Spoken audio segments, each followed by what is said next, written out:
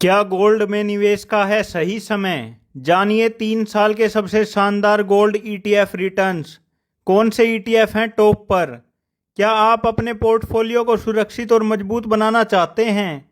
Money control की report के मुताबिक गोल्ड ईटीएफ ने पिछले 3 सालों में शानदार प्रदर्शन किया है। अगर आप लंबे समय के लिए इन्वेस्टमेंट देख रहे हैं तो यह खबर आपके काम की है। लिस्ट में सबसे ऊपर यूटीआई गोल्ड ईटीएफ है, जिसने निवेशकों को बहुत ही बेहतरीन सीएजीआर रिटर्न्स दिए हैं। पिछले 3 साल के सीएजीआर के आधार पर टॉप परफॉर्मिंग ईटीएफ की जानकारी देखते हैं।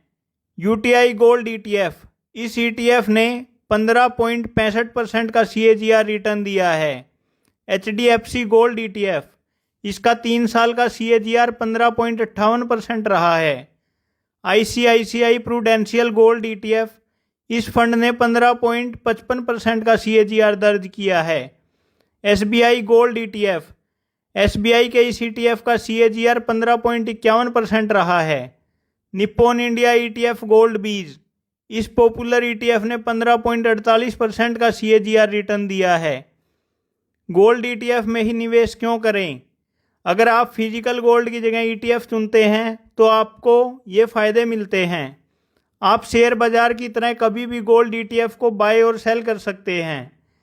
फिजिकल गोल्ड की तरह इसे रखने के लिए लॉकर की ज़रूरत नहीं पड़ती। यह आपके डीमैट अकाउंट में डिजिटल रूप से रहता है।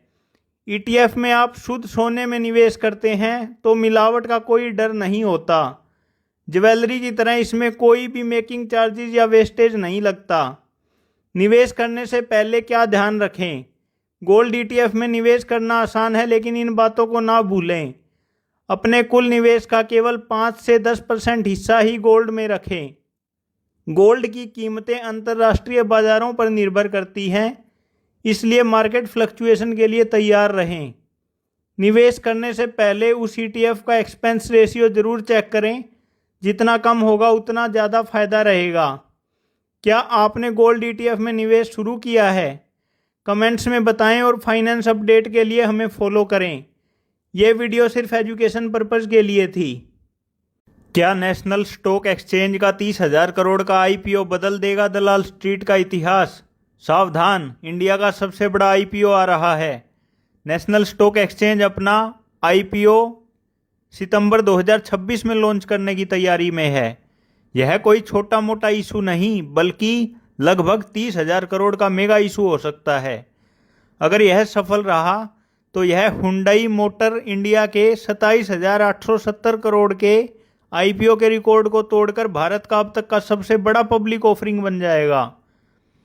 मुख्य डिटेल्स देखते हैं। क्या आप जानते हैं यह आईपीओ कैसे काम करेगा? आइए इसके टेक्निकल एस्पेक्ट्स को समझते हैं। यह पूरा इशू ऑफर फॉर सेल है।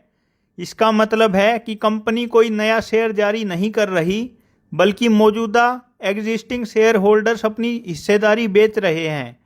इसमें स्टेट बैंक ऑफ इंडिया सबसे बड़ा विक्रेता है, जो 2.48 करोड़ तक शेयर बेचेगा। इसके अलावा bank of Baroda, Canada pension plan investment board और कई अन्य बीमा कंपनियां भी अपनी हिस्सेदारी कम करेंगी। ध्यान दें, एलआईसी जो एनएससी का सबसे बड़ा शेयर धारक है, इस शेयर सेल में भाग नहीं ले रहा है।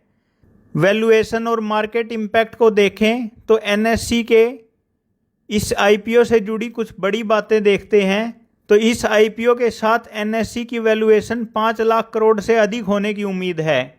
यह इसे भारत की टॉप 10 सबसे मूल्यवान कंपनियों की लिस्ट में शामिल कर सकता है। 2016 में पहली बार कोशिश के बाद करीब 1 दशक के रेगुलेटरी हर्डल्स और कोलोकेशन कंट्रोवर्सी के निपटारे के बाद एनएससी को सेबी से नो ऑब्जेक्शन सर्टिफिकेट मिली है।